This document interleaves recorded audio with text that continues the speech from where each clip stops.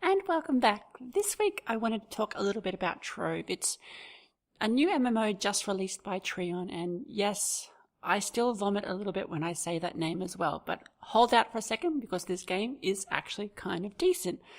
Now, what I love about Trove is just the elements of freedom it gives you. There's obviously a basic leveling system, but with the way the combat works, the progression works, and the openness of the worlds, you're pretty much left to your own devices. No goals, no options, no set quests, that sort of stuff. Well, there is one, but you can ignore it. And that's how I go about my time. If I want to dig out some holes, I can do that. And I did dig to the end of the world, and not much is there. Or you can just go quest and kill stuff, which is what you do a lot of the time. And no, it might not be the style of gameplay for a hardcore MMO, but it certainly does feel a nice little time waster. It's got a very simple combat, but there are a lot of classes there so far, and I'm guessing they're going to create more and more as time goes on. Each class has a main ability and an alternative ability, and then I think it's two others. Two other skills to use that relate to their class. I was playing a bit of the pirate, who is basically a turret type of person. You've got your one Gatling turret as well as a cannon turret, and also something to draw aggro. And then I played the Tomb Raiser as well, which is your pet minion. Spawn a lot of little ones, and then you can combine them to make a big one, plus spawn more little ones. And I like those classes a lot. There's enough variety there.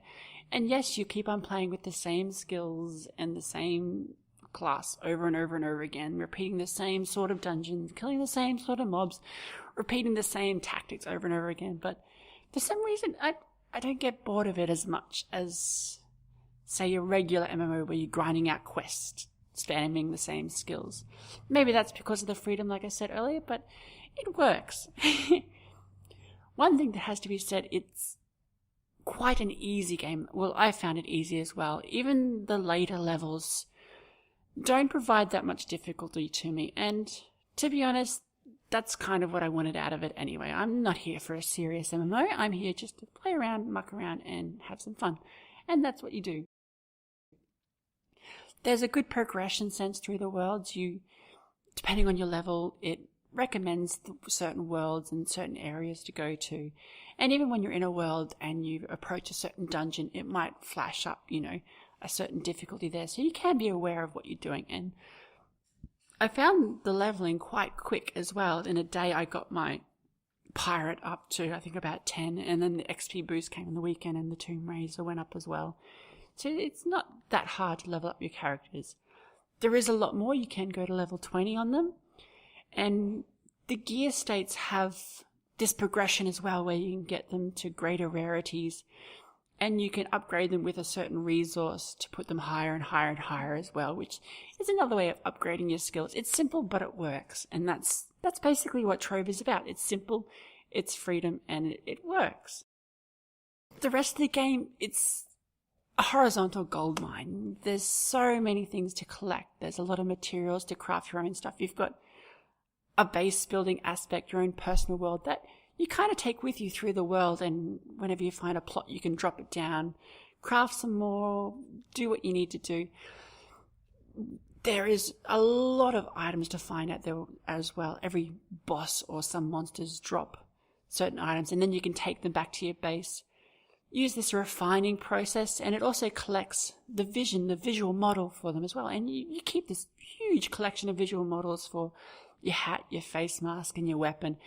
And the amount of customization there is extensive and amazing. And then there's the whole aspect of crafting, wings or pets or allies, or there's a little bit of crafting for rings and alchemy and all those other things. So there is an amazing amount of customization there. And now let's talk about, say, the bullshit free-to-play aspects. And Treon are known for their bullshit. Well, they're known to me for their bullshit.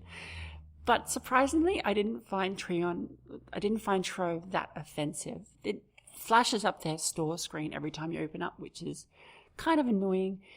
A few other times it might flash up little things as well, but mostly the gameplay is unhindered from, cash shop shenanigans. There's a little bit of a inventory wiggle room there, but from what I see, the prices are even pretty reasonable in their store, and it's just customization stuff, new outfits. And they even give you a lot of classes for free and let you build that sort of stuff yourself, gain credits yourself. So it's actually a rather decent free-to-play system, surprisingly. And that's it. I hope to play a lot more during the week, and also Rocket League, because that game's amazing. And see you later.